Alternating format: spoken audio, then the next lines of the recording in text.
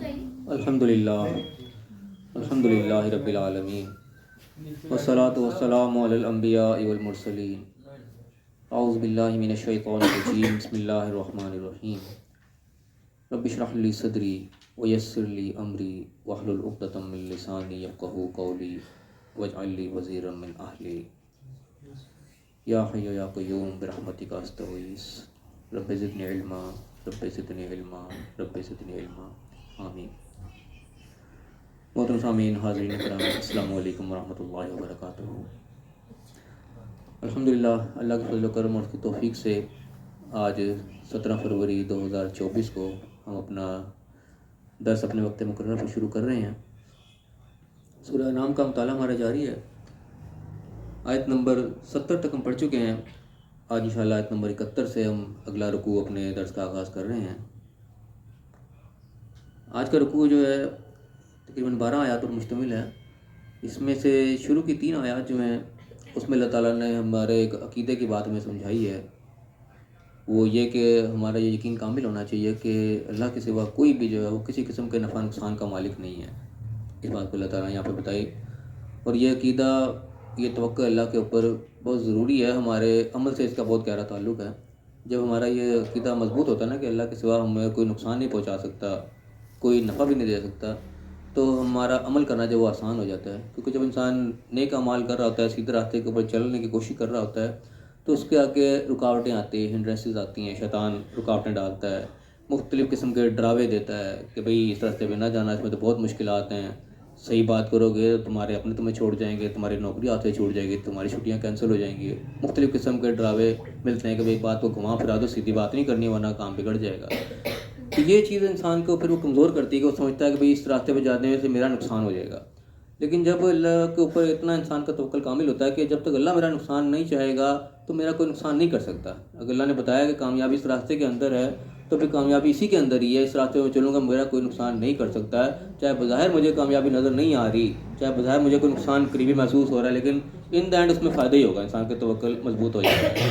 اور اس کے برعکس سے جب انسان برائی کے راستے پہ جا رہا ہوتا ہے، وہ کسی کا مال کھا لو، موقع مل رہا ہے لے لو، موقع مل رہا ہے فائدہ اٹھا لو، اس کو انسان کو بظاہر طور پہ فائدہ نظر آ رہا ہوتا ہے، لیکن جب انسان کو یہ کامل یقین ہوتا ہے کہ نہیں، اس راستے پہ اللہ نے بتایا کہ یہ نقصان کا راستہ ہے، اولئک هم الخاسرون کہتے ہیں کہ یہ وہ لوگ ہیں جو خسارہ پانے والے ہیں، پھر اس کا یہ یقین ہوتا ہے کہ نہیں، اس راستے میں نقصان ہی ہے، اس میں مجھے کوئی نفع نہیں ہو سکتا، اس میں کوئی مجھے نفع پہنچا نہیں سکتا، کیونکہ اللہ نے بتا دیا نقصان کا راستہ ہے۔ تو پھر بظاہر اس کو چاہے نفع نظر آ بھی رہا ہوگا تو اس کو یقین ہوگا نہیں، چاہے مجھے نفع ہی نظر آ رہا ہے لیکن یہ دھوکہ ہے، اس کے پیچھے اینڈ جو ہے وہ نقصان ہی، کیونکہ اللہ نے کہتے ہیں نقصان ہے، تو نقصان کو نفع میں بدل نہیں سکتا، یہ کسی کا اختیار نہیں ہے۔ تو انسان کے لیے پھر عمل کرنا جو ہے وہ آسان ہو جاتا ہے۔ یہاں پہ شروع کی 3 آیات میں اللہ تعالیٰ نے اس چیز کو بتایا۔ اس کے بعد اگلی 9 آیات جو ہیں وہ پھر حضرت ابراہیم علیہ السلام سے متعلق ہے، سارا ان کا واقعہ بیان ہوا کہ کیسے وہ کس زمانے میں انہوں نے آنکھ کھولی، کس ماحول میں وہ تھے، ہر طرف بت پرستی اور شرک تھا، اس ماحول میں انہوں نے کیسے اکیلے ہی جو ہے وہ وحدانیت کی بات کو بلند کیا، اور سمجھو کہ 1 مین آرمی کی طرح وہ اکیلے ہی کھڑے ہوئے پھر توحید کو لے کے۔ آگے اگلی آیت وہ بتائیں گی۔ تو دیکھتے ہیں، اللہ کا نام لے کے شروع کرتے ہیں، دعا کے ساتھ اللہ تعالیٰ ہمیں اپنے کتاب کو، اپنے کلام کو صحیح سمجھنے کی توفیق عطا فرمائے، اس پہ عمل کرنے کی توفیق عطا فرمائے، اور جس طرح آگے پہنچانے کا حق ہے اللہ تعالیٰ کے پہنچانے کی بھی توفیق عطا فرمائے، آمین۔ اعوذ باللہ من الشیطان الرجیم، بسم اللہ الرحمن الرحیم۔ قل، کہہ دو، اللہ تعالیٰ اپنے نبی سے مخاطب ہے، اور نبی کے ذریعے انڈائریکٹلی ہم سب سے مخاطب ہے کہ نبی کے ذریعے ہم تک پیغام پہنچایا جا رہا ہے۔ اور یہ قل کا لفظ بھی جو ہے یہ بھی جنرل ہے، یہاں پہ نبی کا نام نہیں ہے، قل کے ذریعے ہمیں بھی کہا جا رہا ہے کہ ہم کہیں یہ بات، کیا کہیں؟ قل، کہہ دو کہ اندعو من دون اللہ ما لا ينفعنا ولا يضرنا، کہ کیا ہم ان سے دعا کریں، ان کو پکاریں۔ ندعو کا لفظ اسی سے دعا بنتا ہے کہ ہم ایسوں کو اللہ کے سوا چھوڑ کے ایسوں کو پکارنا شروع کر دیں، ایسوں سے دعا مانگنا شروع کر دیں، ما لا ينفعنا ولا يضرنا، جو نہ ہمیں کوئی نفع پہنچا سکتے ہیں نہ ہمیں نقصان پہنچا سکتے ہیں۔ یعنی اس بات سے یہ بات صاف طور پر نظر آ رہی ہے کہ اللہ کے سوا جس کو بھی پکارا جائے گا، جس سے بھی دعا کی جائے گی، وہ نہ نفع پہنچا سکتا ہے نہ نقصان پہنچا سکتا ہے۔ یہ سوالیہ انداز جو یہ بتا رہا ہے کہ کیا ہم اللہ کے سوا ایسوں کو پکاریں؟ اللہ کے سوا میں سب آ جاتے ہیں، من دون اللہ میں بعض لوگ کہتے ہیں کہ من دون اللہ مراد سے بت ہوتے ہیں، ایسی بات نہیں، من دون اللہ اللہ کے علاوہ کوئی بھی ہو، بت ہے، کوئی ولی ہے، پیغمبر ہے، کوئی بڑا نیک بزرگ کوئی بھی ہے، سب اللہ کے سوا ہی ہیں، کیونکہ اللہ نہیں ہے، اللہ تو اللہ کے سب اللہ کے سوا ہی ہیں۔ تو اللہ تو من دون اللہ، کہ اللہ کے سوا ہم ایسوں کو پکاریں، ایسوں سے دعا کریں، ما لا ينفعنا ولا يضرنا، جو نہ ہمیں کوئی نفع پہنچا سکتے ہیں نہ ہمیں کوئی ضرر، کوئی تکلیف پہنچا سکتے ہیں۔ وَنُرَدُّ عَلَىٰ أَعْقَابِنَا بَعْدَ إِذْ هَدَانَا اللَّهُ، اور بعد اس کے کہ اللہ نے ہمیں ہدایت دے دی, ہمیں سیدھا راستہ بتا دیا, سمجھا دیا, پھر ہم اپنے ایڑیوں کے بل واپس پھر جائیں. یعنی کہ پہلے وہی وقت تھا, لوگ اللہ سے علاوہ دوسروں سے پکار رہے ہیں, جناب بتوں کی عبادت ہو رہی ہے, پرستش ہو رہی ہے, پوجا ہو رہی ہے, سارا کچھ ہو رہی ہے. اسی چیز سے نکل کے اللہ نے ہمیں ہدایت دی ہے. ہدایت مل جانے کے بعد پھر ہم ادھر ہی لوٹ جائیں کہ اللہ کے سوا پھر اوروں کو ایسے پکارنا شروع کر دیں, اور دعائیں مانگنی شروع کر دیں جن کے پاس اختیار ہی کوئی نہیں. کیا ہوگا؟ کالذی, پھر تو مثال اس کی جیسی ہے, کالذی استہوتہ الشیاطین فی الارض حیرانہ, جس کو شیطانوں نے, جنات نے کسی زمین پہ ایسے چھوڑ دیا کہ وہ حیران, اب حیران پریشان, کوئی سمجھ میں نہیں آ رہی, گم گیا رہا تھا, بلا کے ایسی جگہ پہ لا کے چھوڑ دیا. وہاں پہ کیا اس کی حالت ہے کہ لہو اصحاب یدعونہ الی الہدی ائتنا, اس کے وہاں اس کے کچھ اصحاب ہیں, کچھ ساتھی جو مختلف جگہ سے اس کو آواز دے رہے ہیں کہ تو ادھر آ جا, ہم تجھے راستہ بتائیں گے, تو ادھر آ جا, ہم اسے راستہ بتائیں گے. تو وہ بھٹک رہا ہے, میں کہاں جاؤں, کس کے پاس جاؤں, کس کے پاس نہ جاؤں, ہر بندہ اپنی اپنی طرف آوازیں دے رہا ہے. تو ایسی جگہ پہ اس کو چھوڑ دیا, وہ کو سمجھ ہی نہیں آ رہی. اب یہ ایک قسم کی کنڈیشن آج کے ہم دور میں دیکھیں کہ جو شخص قرآن سے دور ہو جاتا ہے, سمجھو وہ اسی طرح جیسے ایک جنگل میں بھٹک گیا. قرآن اللہ کی ہدایت ہے, جو کامل ہدایت ہے, اس کے اندر کوئی شک شبے کی بات نہیں ہے. اس کو اگر چھوڑ کے ہم کچھ علیحدہ ہو کے, تو ایسے جیسے ہم جنگل میں بھٹک گئے.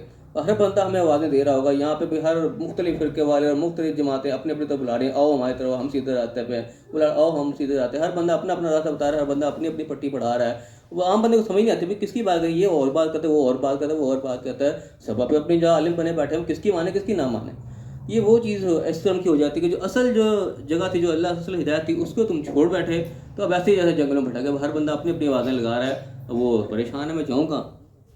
تو اس کے لڑکے نے بتایا کہ ہم اس راستے سے ہٹ کے ہدایت کے بعد پھر ہم اسی طرف واپس پلٹ گئے ایڑیوں کے بل, تو پھر تمہارا یہ حال ہے کہ ہم جیسے جنگل میں بھٹک گئے, ہر بندہ اپنی اپنی آوازیں دے رہا ہے. کل انا ھدی اللہ ھو الھدی, کہہ دو کہ اصل ہدایت اللہ کی جو ہے وہی اصل ہدایت ہے. اب اللہ کی ہدایت دی ہوئی کون سی ہے؟ وہ قرآن ہی ہے, اصل میں یہی اللہ کی طرف سے آئی ہے. اصل ہدایت جو ہے وہ یہی ہے, اسی کے انڈر ہے, باقی سب کچھ بھی ہے. جتنی بھی چیزیں ہیں, وہ چاہے وہ احادیث کے نام پہ بھی جمع ہوئی ہیں, سب کچھ نبی کے نام سے بھی آئی ہیں, ان کو بھی اسی کے انڈر ہی پرکھا گیا. کیونکہ نبی کے نام سے لوگوں نے بہت جھوٹ بولا, ضعیف روایات اتنی, من گھڑت, یہ وہ, ان سب کو کیسے چھانٹی کیا گیا؟ اسی سے چھانٹی کیا گیا, اسی کے ذریعے اس کے پرکھا گیا. کون سی بات اس کے مطابق ہے, اس کو ایکسیپٹ کیا گیا. جو اس کے مطابق نہیں ملی, اس کے اوپر دوسرے احکامات لگائے کہ بھئی یہ من گھڑت ہے, یہ جھوٹی ہے, نبی کی بات نہیں ہو سکتی, تم نے جھوٹ بولا نبی کا نام لے کے. تو اصل کسوٹی جو ہے وہ یہی ہے. کہا کہ انا ھدی اللہ ھو الھدی, اللہ کی ہدایت وہی اصل ہدایت ہے. وَأُمِرْنَا لِنُسْلِمَ لِرَبِّ الْعَالَمِينَ, اور ہمیں یہ حکم دیا گیا ہے کہ ہم رب العالمین کے سامنے سربت سجود ہو جائیں, مسلم ہو جائیں, فرما بردار ہو جائیں, سرنڈر ہو جائیں. اپنی ول کو, اپنی خواہش کو ہم اس کے سپرد کر دیں, رب العالمین کے سامنے ہم مسلم ہو جائیں. یہ ہمیں اصل میں حکم ہے. اصل حکم ہم نے اللہ ہی کا ماننا ہے. اللہ کے حکم کے انڈر ہم نے باقی حکم بھی ماننے ہیں. نبی کا حکم بھی اللہ کے انڈر ہی ہوتا ہے. اس کے علاوہ جتنے اولی الامر ہو گئے, بڑے ہو گئے, ماں باپ ہو گئے, جو بھی سب کچھ ہو گئے, تمام کے احکامات اصل میں اللہ کے احکامات کے انڈر ہوتے ہیں. جہاں بھی اللہ کے حکم کی خلاف ورزی ہوگی, وہاں کسی کا بھی حکم نہیں مانا جاتا. نبی کا حکم تو آلریڈی ہوتا ہی اللہ کے حکم کے اندر ہے. ہاں, نبی کا نام لے کے کوئی اور جھوٹ بول رہا ہے تو اس کو اسی طریقے پرکھا جاتا ہے کہ جو تم بات کر رہے ہو اللہ کے حکم کے انڈر ہے کہ نہیں ہے. اگر تو اس کے انڈر ہے تو پھر نبی کی بات ہو سکتی ہے, اگر نہیں ہے تو پھر کسی بات نہیں ہے, تم جھوٹ بول رہے ہو, اس کو ریجیکٹ کر دیا جاتا ہے. یہی چیز تمام یعنی کہ اس کی احادیث اسی قسم کی ملتی ہیں کہ خالق کی نافرمانی میں مخلوق کی فرما برداری نہیں ہو سکتی. مخلوق میں تمام مخلوق ہی, خالق کے سب مخلوق ہیں, وہ نبی پیغمبر ہو, ماں باپ ہوں, بڑے ہوں, بزرگ ہوں, پیر جو بھی ہو, سب مخلوق ہیں. تو مخلوق کی اطاعت اللہ کی نافرمانی میں امپاسبل, وہ نہیں ہو سکتی. تو یہاں بھی ہے امرنا, یہ مسلم یہی ہے, اپنا حکم یہی ہے کہ ہم نے مسلم ہونا ہے رب العالمین کے سامنے, بس. اس کے بعد کیا آگے, وہ نقیم الصلاۃ, اور نماز کو قائم رکھنا ہے. یہ بھی اللہ کے حکم سے حکم آ گیا, نماز کو قائم رکھنا ہے. واتقوہ, اور اسی کا تقویٰ اختیار کرنا ہے, بچ کے چلنا ان چیزوں سے جس نے اللہ نے بچنے کا حکم دیا. اور نماز کا بھی یہاں پہ حکم, نماز کا حکم قرآن میں اتنی جگہ آیا ہے, اتنی جگہ ہے, بے شمار جگہ ہے. تقریباً ہمارے ہر درس کے اندر کہیں نہ کوئی آیت کے اندر نماز کا تذکرہ آ جاتا ہے. اس کی اہمیت کا مجھے اندازہ ہے کہ اللہ کتنی بار اس کو ریپیٹ کرتا ہے, کب بار بار ہمیں یاد دلاتا ہے کہ اس کو تم نے قائم رکھنا ہے. لیکن افسوس کے ساتھ یہی آج کل کے معاشرے میں دیکھا جاتا ہے, اس کی بے انتہا لاپرواہی ہے, بے انتہا اس کو اگنور کیا جاتا ہے کہ گھروں کے گھر بے نمازی ہوتے ہیں, خاندانوں کے خاندان بے نمازی ہوتے ہیں. نمازی ہیں بھی تو بس پارٹ سے, وہ کچھ پڑھ لی کچھ نہیں پڑھ لی. وہ جس طریقے سے پابندی ہونی چاہیے, جس طریقے سے اللہ نے حکم دیا, جس طریقے سے کی اہمیت کو بتایا ہے, وہ اہمیت اللہ ماشاء اللہ بہت کم نظر آتی ہے. اس کے بعد حکم کیا آیا, پہلے سرنڈر ہونا ہے رب العالمین کے سامنے. اس کے بعد نماز کا حکم آ گیا, تقوی کا حکم آ گیا, تقوی ہونا چاہیے. تقوی بھی بہت اہم چیز ہے. تقوی بھی اللہ نے بہت جگہ بیان کیا. یہ اصل یعنی کہ تمام نیکیوں کی جڑ ہے تقوی. تقوی اگر نہیں ہے تو تمام اعمال سمجھ لو کہ باطل ہو جاتے ہیں, وہ ایک قسم کا دکھاوا بن جاتے ہیں, ضائع ہو جاتا ہے. اگر ہمارے اندر تقوی نہیں ہے, تقوی نہیں ہے تو پھر سمجھو کہ ہم دکھاوے کے لیے وہ کام کر رہے ہوتے ہیں. ایک بار نام ہی اس احساس کا ہے کہ ہم اس احساس کے ساتھ کوئی بھی کام کریں کہ اللہ ہمیں دیکھ رہا ہے، اللہ کے لیے ہم نے کرنا ہے، اللہ کے سامنے اسی کا جواب دہ ہونا ہے. اس کے علاوہ کوئی اور چیز آ گئی، تقوی سے ہم باہر نکل گئے تو ایک قسم کا عمل ہی جیسے کہتے ہیں نا، وہ کتی کو ساری خوہ میں ڈل جاتی ہے کہ پانی پھر جاتا ہے، وہ چیز ہو جاتا ہے، ہمارے باطل ہو جاتے ہیں.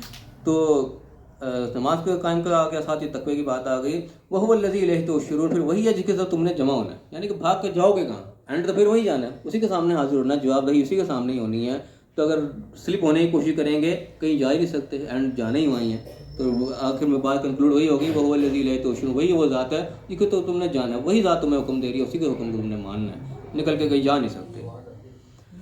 پھر میں وہ الذی خلق السماوات والارض بالحق، اور وہی اللہ، وہی وہ ذات ہے جس نے زمین و آسمان کو حق کے ساتھ پیدا کیا، حقیقت پر مبنی ہے، یہ کوئی خام خیالی نہیں ہے، با مقصد کو بے مقصد نہیں ہے، حق کے مقابلے میں باطل آتا ہے، اس کو باطل نہیں پیدا کیا، حق پیدا کیا ہے. وہ یوم یقول کن فیکون، جس دن وہ کہہ دے گا کن ہو جا تو پھر وہ ہو بھی جائے گا. کیا ہو جائے گا؟ قیامت کی طرف اشارہ ہے اس کے اندر کہ جب اللہ تعالیٰ نے سب کچھ پیدا کیا، حقیقت پر مبنی چیز ہے، لیکن جب اس کو مٹانے کا وقت آئے گا تو اسے کن ہونا ہے، ہر چیز بھی ختم ہو جائے گی، اینڈ ہو جائے گا سارا کچھ. قول الحق، اسی کی بات حق ہے، جو بات اس نے کہہ دی ہے وہی حقیقت پر مبنی ہے، اس کے علاوہ سب باطل ہے. پھر وَلَهُ الْمَلْكُ، اسی کی بادشاہ ہوتا ہے، یوم ينفخ فی الصور، جس دن پھر سور پھونکا جائے گا. اس دن یعنی کہ جو قیامت کا دن آئے گا، اس دن بادشاہ بھی صرف ایک اللہ ہی کی ہوگی، وہاں پہ اور کسی کی نہیں پھر چلنی. وہاں پہ یعنی کہ مقرب ترین جو اللہ کے پیغمبر بھی جو ہوں گے وہ بھی اس دن خاموش ہوں گے، اس دن سہمے ہوئے ہوں گے. اللہ کا اس دن خوف و جلال اتنا ہوگا کہ اللہ تعالیٰ آتا نا آیات کے اندر کہ لمن الملک اليوم، کس کے لیے آج کی بادشاہت، للہ الواحد القہار، ایک اللہ جو واحد اور قہار ہے. اس دن اللہ کی بادشاہت ہوگی، اس نے واحد اور قہار اپنا اس دن کا نام رکھا ہے، جو انتہائی جلال پر مبنی نام ہے اس کا، کہ اس دن صرف وہی ہوگا، اس کے سامنے باقی سب کے سب سرنڈر ہوئے ہوں گے، کسی کی کوئی ضرورت نہیں ہوگی اس دن. تو اللہ کہہ رہا ہے اس دن جس دن سور پھونک دیا جائے گا، اس دن ملک بادشاہت اسی کی ہوگی. یہاں پہ دنیا میں اگر تم نے بادشاہ دے دی ہے، تمہیں کوئی موقع دے دیا ہے، تمہیں کوئی اقتدار دے دیا ہے، یہ اس کی امانت ہے، یہ اس نے اس کا حساب لینا ہے. جس دن حساب لینا ہے اس دن کوئی بچانے والا نہیں ہوگا، اس دن اسی کی بادشاہت ہوگی، پھر جو فیصلہ ہوگا وہ اسی کا اٹل ہوگا، اس میں کوئی انٹرفیئر نہیں پھر کر سکے گا. میں کہا عالم الغیب و شہادہ، وہ علم رکھنے والا ہے، جاننے والا ہے غیب کو بھی اور شہادہ کو بھی، چھپے ہوئے کو بھی سامنے کو بھی. تم چھپا کے کوئی کام کر لو اس سے نہیں چھپا سکتے، ظاہری کام کر لو وہ تمہیں سب کو ہی پتہ ہے. یعنی کہ ایک ایک چیز کا حساب ہوگا، جو تم نے چھپ کے کیا اس کا بھی حساب ہوگا، جو ظاہر ہے اس کا تو پھر ہونا ہی ہونا، اس سے تم بچ کے نہیں نکل سکتے. وہ هو الحکیم الخبیر، اور حکمت والا بھی اور خبردار بھی ہے. خبر اس کو ہر چیز کی ہے، حکمت ہے اس نے کتنا ٹائم تمہیں دیا ہے، یہ اس کی حکمت پر مبنی ہے. کسی کو تھوڑا ٹائم ہے، کسی کو زیادہ ٹائم ہے، اس نے جتنا ٹائم کسی کو ملا اسی کے مطابق اس نے حساب کتاب بھی دینا اس کا. اس اچھے ٹائم کو زیادہ ٹائم ملا تو تم اچھا بنا لو، چاہے برا بنا لو، وہ دونوں کے لیے اختیار تمہیں دے دیا. یہ اس کی حکمت پر مبنی بات ہے. یہاں تک جو تھی بات یہ ساری سی ہمارے سے ریلیٹڈ قیامت سے متعلق اور سارے جو اللہ تعالیٰ نے ریسٹرکشن دی. اب آگے سے اگلی آیات جو ہیں وہ ابراہیم علیہ السلام کے حوالے سے ساری بھی یہاں سے چل رہی ہیں. فرمایا وہ اس قال ابراہیم، جب ابراہیم نے کہا ابھی اپنے باپ سے، آزر سے، ابراہیم علیہ السلام کے باپ کا نام آزر یعنی کہ یہاں پہ بتایا گیا ہے. جب انہوں نے ان سے کہا، کیا کہا کہ اتتخذوا اصناما آلہہ، کیا تم نے صنموں کو، ان بتوں کو جو تم نے الہ سمجھ رکھا ہے، ان کو خدا بنا رکھا ہے اپنا. یہاں پہ صنم کا لفظ آیا ہے، اس اصنام، صنم کی جمع اصنام ہے.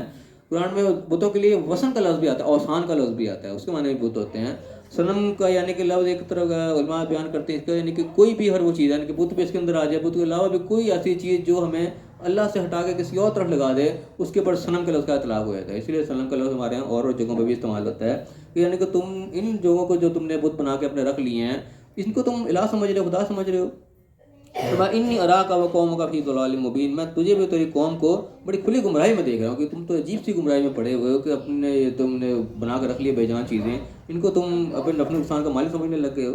اب اس میں کیا ہوتے تھے، بت بھی جو ہوتے تھے یہ بیسکلی خالی پتھر نہیں ہوتے تھے، خالی پتھر کو نہیں وہ پوج رہے ہوتے تھے، وہ ایسے بھی پاگل نہیں تھے. یہ بیسکلی اس کے پیچھے ان کے وہی بزرگان دین ہی تھے. وہ جو نیک لوگ ان کے چلے جاتے تھے، رخصت ہو جاتے تھے، تو ان کی ہی وہ شبیہ بنا کے رکھ لیتے تھے. انہی کو اصل میں بیک گراؤنڈ پہ وہی ہوتے تھے، انہی کو سمجھتے تھے کہ یہ ہم اللہ کے ہمارے سفارشی ہیں، یہ ہمیں اللہ کے آگے قریب کر دیں گے.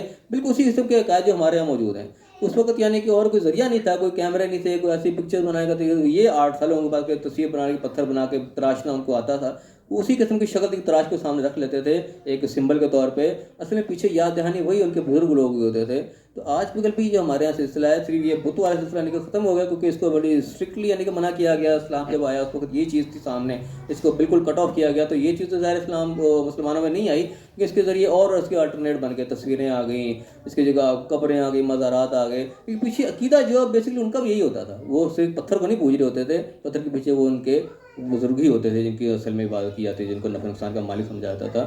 تو آج بھی صرف شکل چینج ہے، عقائد اسی سے ملتے جلتے ہیں. آج بھی ان کو نفع نقصان کا مالک سمجھا جاتا ہے، اپنے اللہ سے قربت کا ذریعہ سمجھا جاتا ہے.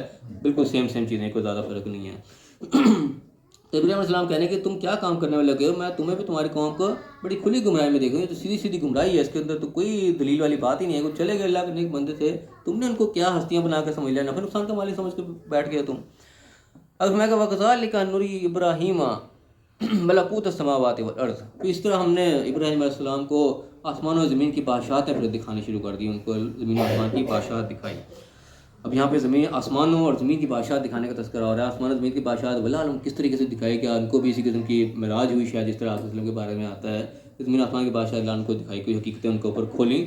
کیوں؟ لیکون من الموقنین، تاکہ وہ یقین کرنے والے میں ہو جائیں. گویا کہ عین الیقین، حق یقین کو دکھا دیا کہ کوئی شک شبے کی بات نہیں. ایک تو بتانا کچھ اور ہوتا ہے، ایک آنکھوں سے چیز کو دیکھ لینا، اس یقین کا لیول کچھ اور ہو جاتا ہے.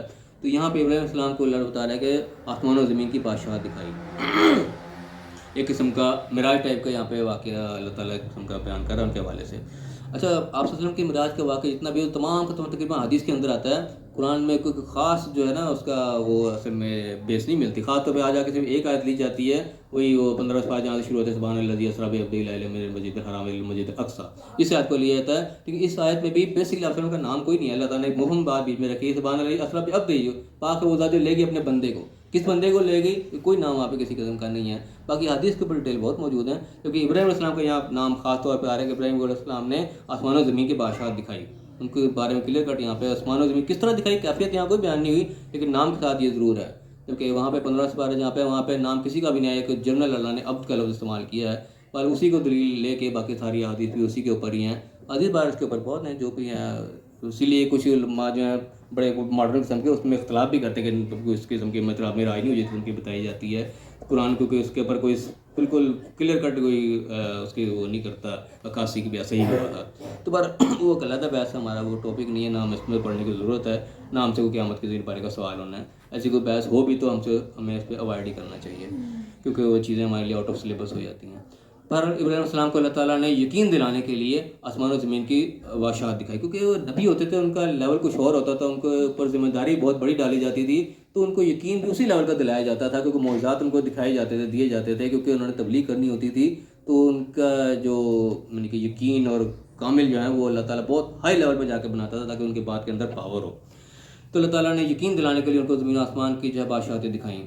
تو میں فلما جن علیہ اللیل، جب ان کے اوپر رات تاریک ہوئی. اب یہاں پہ واقعہ شروع ہو کہ زندگی میں ان کی کیسے تبدیلیاں آئیں. رات جب ان کے اوپر تاریک ہوئی، راہ کو مطلب اس تارے کو دیکھا، قال ھذا ربی، کہا کہ یہ میرا رب ہے. یعنی کہ لوگ اللہ کو چھوڑ کے اوروں کو رب بنائے بیٹھے ہیں، اور ستاروں پر رسوئی بھی ہوتی رہی ہے، ستاروں کے لوگ پوجا کرتے رہے ہیں. جب رات تاریک ہوئی، تارا نظر آیا ان کو، تو دیکھا بھئی یہ میرا رب بتاتے ہیں کہ یہ ہے میرا رب. فلما افل، جب وہ ڈوب گیا، غروب ہو گیا، زوال آ گیا اس کو، قال لا احب الافلین، کہ مجھے زوال والے تو لوگ مجھے پسند نہیں ہے. جو غروب ہو جائے، جو کہ ڈھل گیا، ختم ہو گیا، ایسا تو خدا نہیں ہونا چاہیے. تو خدا کی کوالٹی نہیں کہ جب مجھے خدا کی ضرورت ہے خدا وہاں ہو ہی نہ ہو. یہ کہ ہاں خدا ہوا، کہ نہیں مجھے پسند نہیں ہے مجھے اس قسم کے، تم مجھے خدا بنا رہے ہو. فلما القمر، جب بعض دیکھا چاند کو دیکھا چمک رہا ہے، بڑا روشن ہے، قال ھذا ربی، کہ یہ میرا رب ہے. فلما افل، جب وہ بھی غروب ہو گیا، ڈھل گیا، اس پہ بھی زوال آ گیا، قال لئن لم یہدنی ربی لاکونن من القوم الضالین، کہ اگر میرا رب مجھے ہدایت نہ دے، میرا رب مجھے رہنمائی نہ کرے، میں بھی ان گمراہوں میں سے ہو جاؤں گا. یہ گمراہ بھٹکتے پھرنے، کوئی کو خدا کہہ رہا ہے، کوئی کو خدا کہہ رہا ہے، میں پھر بھٹکنے والوں میں ہو جاؤں گا. نہیں، اللہ سے ہدایت کی طلب کی انہوں نے. فلما رأى الشمس بازغۃ، جب انہوں نے شمس کو دیکھا، سورج کو دیکھا کہ وہ بڑا چمک رہا ہے، قال ھذا ربی ھذا اکبر، کہ یہ میرا رب ہے، یہ سب سے بڑا ہے، کہ یہ میرا رب ہے. فلما افل، جب وہ بھی غروب ہو گیا، قال یا قوم انی بریء مما تشرکون، کہنے لگے اے میری قوم میں بری ہوں سب چیز تو تم شرک کر رہے ہیں. کوئی سورج کی پورا کر رہا ہے، کوئی چاند کی پوجا کر رہا ہے، کوئی کسی کی کر رہا ہے، کوئی کسی کی کر رہا ہے، سب سے بازاری کا اعلان کر دیا میری قوم میں بری ہوں سب سے، میرا ان سے کوئی تعلق نہیں ہے. یہ تم نے جھوٹے بنا رکھے ہیں، یہ تو آتے ہیں چلے جاتے ہیں، یہ چلے جانے والے فارغ ہیں میری کاغذم، میں ان کو کسی کو کچھ نہیں مانتا. انی وجہت وجہی للذی فطر السماوات والارض حنیفا وما انا من المشرکین. میں اپنا چہرہ اپنا رخ اس ذات کی طرف کرتا ہوں جس نے آسمان و زمین کو پیدا کیا، حنیف ہو کے، بالکل یکسو ہو کے، میں سب سے کٹ کرتا ہوں، میں کسی سے کوئی تعلق نہیں ہے، میں ایک اللہ کی طرف اپنا رخ کرتا ہوں جس نے آسمان و زمین کو پیدا کیا، وما انا من المشرکین، میں مشرکوں میں سے نہیں ہوں۔ ہر قسم کے شرک سے اپنے آپ کو بالا تر کر کے ایک اللہ کی طرف انہوں نے اپنا رخ کر لیا۔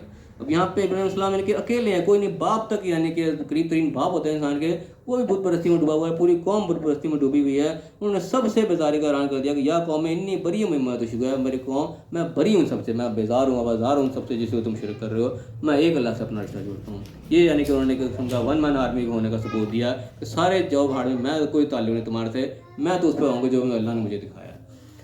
تو میں کہا حاج جو قوم ہوں، پھر ان کی قوم جو ہے ان سے جھگڑنے لگی اس معاملے میں۔ قال کہنے لگا تو حاجونی فی اللہ، کیا تم اللہ کے بارے میں مجھ سے جھگڑتے ہو؟ یعنی اللہ کو تو وہی مانتے تھے نا، اللہ کے انکاری تو نہیں تھے، تو تم اللہ کے بارے میں مجھ سے جھگڑ رہے ہو۔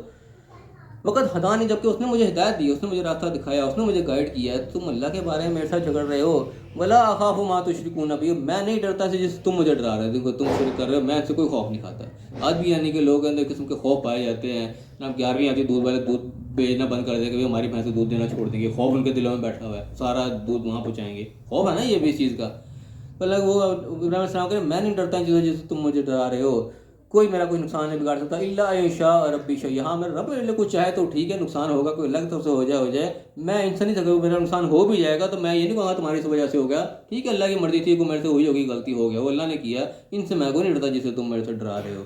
وسع ربی کل شیء علما، میرے رب کا علم ہر چیز پر وسیع ہے، افلا تذکرون، کیا تم نصیحت نہیں پکڑتے؟ یعنی کہ اللہ کی طرف سے ایک ہدایت آ رہی ہے، اللہ نے مجھے گائیڈ لائن دی ہے، ہر دور میں اللہ کی گائیڈ لائن کسی نہ کسی انداز میں رہی ہے، ہم آج جس دور میں ہیں آج اللہ کی گائیڈ لائن موجود ہے، قرآن کی شکل میں ہمارے پاس موجود ہے، تو جو اللہ کی طرف سے گائیڈ لائن ہے وہ حتمی ہے، وہ فائنل ہے۔ اب قرآن کے بارے میں کوئی اگر بحث کرے تو یہ وہی بات کیا تم قرآن کے بارے میں بحث رہے ہو، قرآن تو ہر کوئی مانتا ہے نا، اب وہ تعویلات الگ الگ کرتے ہیں، تو اس طرح اللہ کا وہ بھی مانتے تھے لیکن اور تعویلات کر کے بیٹھ جاتے تھے، بحث بازیاں کرتے تھے۔ تو ابراہیم علیہ السلام کہہ رہے ہیں کہ تم اللہ کے بارے میں سے جھگڑ رہے ہو، اس نے مجھے ہدایت دی ہے، میں کیف اخاف ما اشرکتم، میں کیوں ڈروں ان سے جس سے تم شرک کر رہے ہو، یعنی کہ تم اپنے مشرکوں سے اپنے خداؤں سے تم مجھے ڈرا رہے ہو، یہ تم نے شرک جو بنا رکھا ہے میں ان سے کیوں ڈروں۔ ولا تخافون انکم اشرکتم باللہ، تم اس چیز سے نہیں ڈر رہے کہ تم اللہ کے ساتھ شرک کر رہے ہو، یعنی تم اتنا بڑا جرم کر رہے ہو، تم شرک کر رہے ہو، تمہیں کوئی خوف نہیں ہے، تم مجھے ان سے ڈرا رہے ہو، میں ان سے کیوں ڈروں؟ یہ تو وہ چیزیں جو تم نے اپنے پاس سے بنا رکھی ہیں کہ وہ میں ولا تخافون انکم اشرکتم باللہ، تم اللہ کے ساتھ شرک کر کے نہیں ڈر رہے، ما لم ينزل به علیکم سلطانہ، جبکہ اس نے تمہارے پہ کوئی سلطان کوئی دلیل نہیں نازل کی، یعنی کہ تم بے دلیل باتیں لے کے بیٹھے ہو، یہ کہ کوئی اصل ہی نہیں ہے، کوئی جڑ نہیں ہے، تو مجھ سے ڈرانے کی کوشش کرو، میں ان سے کیوں ڈروں؟ تم اللہ کے ساتھ شرک کرو، تم نہیں ڈر رہے، میں نہیں ڈرتا ان سے۔ فَأَيُّ الْفَرِيقَيْنِ أَحَقُّ بِالْأَمْنِ، تو کون سے ان دو فریقین میں سے کون زیادہ حقدار ہے کہ اس کو امن نصیب ہو، یعنی کہ ایک طرف اللہ کی وعدانی تو آگے، ایک طرف اس کے مخالف آگے، بتاؤ ان دونوں فریقین میں سے کون اس چیز کا زیادہ حقدار ہے کہ اس کو امن اور سکون اس کو اللہ کی طرف سے نصیب ہو۔ ان کو تم تعلم ہوگا، تم علم ہے تو بتاؤ اس چیز کا۔ پھر اللہ نے جواب اس چیز کا خود ہی دیا کہ الذین آمنوا، جو لوگ ایمان لاتے ہیں، بات کو مانتے ہیں، ولم یلبسوا ایمانہم بظلم، اور اپنے ایمان کو کسی ظلم کے ساتھ ملاوٹ نہیں کرتے، اس میں ظلم سے یہاں پہ شرک لیا گیا کہ شرک کو بھی ظلم و نظیم کہا گیا، سب سے بڑا ظلم یہ ہے، پر کسی کا بھی ظلم، کسی قسم کا بھی ظلم ہو، شرک ہو یا شرک کے علاوہ کوئی بھی، کوئی ناانصافی، کوئی جو ہے ظلم کی قسم وہ اپنے اس ایمان کے اندر شامل نہیں کرتے، ایمان کے اندر کسی قسم کی ملاوٹ نہیں آنے دیتے۔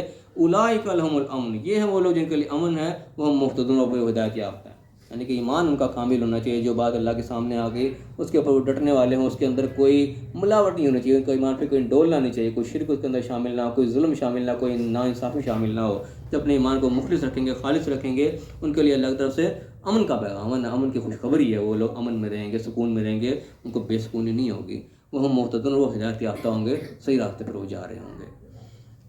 فی الحال یہیں پہ ہمارا رکوع اختتام ہوتا ہے، انشاءاللہ آگے بھی یہ چلے گا بیان، فی الحال ہم اتنے بھی اکتفا کرتے ہیں، اب اس کے اندر جو مین پوائنٹس ہیں ان کے اوپر ایک نگاہ ڈال لیں، پھر جس کسی نے کوئی سوال کرنا تو وہ کر سکتا ہے اس متعلق۔ سب سے پہلی بات جو اللہ نے ہمیں سمجھائی کہ ہم نے اللہ کے سوا کسی کو نفع نقصان کا مالک نہیں سمجھنا، اللہ کے سوا کسی کو نہیں ہم نے پکارنا، کسی سے دعا نہیں کرنی ہے۔ دعا کو ہم سمجھ لیں، دعا اور ندا دو چیزیں ہوتی ہیں عام طور پہ۔ ندا کہتے ہیں سیدھے کسی کو آواز دینا، آواز کو ندا کہا جاتا ہے، اس طرح اذان دی جاتی ہے، کوئی اس کو بھی ندا کہا جاتا ہے۔ تو باہر سامنے کسی کو پکارنا ہے وہ ندا قسم کے طور، غیب میں کسی کو پکارنا وہ اس طرح کی دعا ہوتی ہے۔ دعا کو اس لیے عبادت کہا جاتا ہے کیونکہ ہمارے سامنے نہیں ہے اور ہم اس کو پکار رہے ہیں تو ہم گویا اس سے دعا کر رہے ہیں، ہم اس کو پھر حاضر بھی سمجھ رہے ہیں، سارا کچھ سمجھ رہے ہیں، اس کو عبادت کی قسم اس لیے کہا کہ دعا اللہ کے سوا کسی سے نہیں ہونی چاہیے۔ اللہ کے سوا اگر کسی سے بھی ہم دعا کر رہے ہیں تو سمجھ لیں وہ ہمارا نفع نقصان کچھ بھی نہیں کر سکتا، وہ ہم بھی وقت ضائع کر رہے ہیں، اس کو کوئی فائدہ نہیں ہے۔ اور وہ ہمیں ایسا کام کیا تو پھر وہی بتایا کہ وہ حالت ایسی ہے جیسے وہ انسان پھر جنگل میں بھٹک گیا تو بس سب اپنی اپنی آوازیں دے رہے ہیں، وہ اصل راستے سے ہٹ گیا، وہ پھر سمجھو کہ گیا کام سے، اس کے لیے کوئی پھر منزل اس کو نہیں ملے گی۔ اور حکم کیا ہے کہ اللہ کے سامنے، رب العالمین کے سامنے ہم نے سرنڈر کرنا ہے۔ اپنا اسلام یہی ہے کہ ہم سبمٹ کر دیں اپنی ول کو، اپنی خواہش کو اللہ کے سپرد کر دیں، جو اللہ چاہ رہا ہے وہ ہماری خواہشات ہوں، ہماری خواہشات اینڈ لیس نہ ہو۔ ہماری خواہش کی اینڈ یہی ہے کہ جہاں پہ اللہ کا حکم ہو گیا وہاں پہ ہماری خواہش رک جائے، اس سے آگے نہ جائے، کیونکہ اللہ کے حکم ہم سائڈ پہ کر دیں گے تو پھر وہ خواہشات جو ہیں وہ لامتناہی ہو جائیں گی، اینڈ لیس ہو جائیں گی، جس کہ ہم دنیا میں دیکھتے ہیں کہ ہوس ہے تو اس کا اینڈ ہی کوئی نہیں ہے، اور سے انسان بھاگا چلا جا رہا ہے، وہ اس لیے کہ وہ اللہ کی حدود کو چھوڑ چکا ہوتا ہے۔ تو ہر یہ ہے کہ ہم اللہ کے فرما بردار ہوں، نماز کو ہم قائم رکھیں، تقویٰ اپنے اندر رکھیں، دو چیزیں ہماری زندگی کا بڑا لازمی جز ہونی چاہیے۔ اور آخر میں کیونکہ حشر بھی ادھر ہی ہونا ہے، جمع پھر ہم نے اللہ کی طرف ہی ہونا ہے، بچ کے نہیں کہیں جا سکتے۔ ایک چیز یہ یاد رکھنے والی ہے، تو اسے بھی خاص طور پہ ابراہیم علیہ السلام کی زندگی کا جو سارا سفر نامہ اللہ نے یہاں سے بیان کیا ہے کہ چاہے کچھ بھی ہو، چاہے ساری دنیا الٹ راستے کے اوپر جا رہی ہے، اگر ہم اکیلے بھی صحیح راستے پر ہیں تو ہم نے صحیح راستے کو نہیں چھوڑنا۔ صحیح راستہ ہوگا کون سا، یہ بھی جرمنی، ہر بندہ اپنی طرف سے صحیح راستے پر ہی جا رہا ہے، صحیح راستہ وہ ہوگا جو اللہ نے بتایا ہوا ہوگا۔ اللہ کا راستہ ہمیں کہاں سے ملے گا؟ وہ قرآن سے ملے گا، اس کے علاوہ کوئی ذریعہ نہیں ہے۔ تو ہم جو بھی اپنے اعمال ہو، اپنے عقائد ہو، جو چیز کو ہم نے پرکھنا ہے ہم نے قرآن کے مطابق پرکھنا ہے۔ اگر ہمارے اعمال قرآن کے مطابق فٹ آ رہے ہیں، ہمارا عقیدہ قرآن کے مطابق فٹ آ رہا ہے تو پھر ٹھیک ہے، ساری دنیا پھر جو مرضی کرتے رہے، پھر جائیں سائڈ پہ، ہمیں تو کوئی لینا دینا نہیں ہے۔ ہمارا عقیدہ اللہ کی دی ہوئی ہدایت کے مطابق ہونا چاہیے، جس طرح ابراہیم علیہ السلام نے کہا کہ تم سب جاؤ، میں سب سے بری ہوں، میں تو اپنا رخ اللہ کی طرف کرتا ہوں۔ تو ہمارا رخ بھی اللہ کی طرف ہونا چاہیے، اللہ کے دی ہوئے قانون، اس کے ہدایات، اسی کی جو رہنمائی کی طرف ہونا چاہیے۔ باقی جو بھی کچھ کہتا رہے کیا طرح چاہے ساری دنیا بھی الگ ہو جائے، ہم اکیلے بھی تنہا بھی ہونا پڑے تو ابراہیم علیہ السلام تنہا ہی اکیلے ہوئے۔ یہی چیز ہمیں ابوبکر صدیق کے دور میں ہی ملتی کہ جب فیصلہ انہوں نے کیا ساری دنیا پیچھے ہٹ گئی کہ میں اکیلا ہی جاؤں گا، کیونکہ حق ان کو نظر حق یہی ہے، تو نہیں میرے ساتھ ہوگا میں اکیلا جاؤں گا۔ تو یہ چیز ہمیں ابراہیم السلام کے دور میں ملی اور اب کے دور میں بھی ملی۔ تو یہی چیز ہے کہ جب ہم قرآن کے مطابق اپنے آپ کو دیکھ لیا کہ اصل فیصلہ یہی ہے، اللہ کا فیصلہ یہی ہے، کہ ساری دنیا جو مرضی فیصلہ کرتا ہے ہمیں اس فیصلے پہ ڈٹنا چاہیے۔ اسی کے اندر کامیابی ہے، اسی کے اندر اللہ نے امن بتایا گا، امن یہیں پہ ملے گا، باقی چیزوں کا امن نہیں ملے گا ہمیں۔ تو یہی فی الحال مین پوائنٹ سے یاد رکھنے والے، اللہ تعالیٰ میں صحیح سمجھنے صحیح عمل کرنے کی توفیق عطا فرمائے اور دنیا اور آخرت دونوں جگہ کامیاب فرمائے، آمین۔ وآخر دعوانا الحمد للہ رب العالمین۔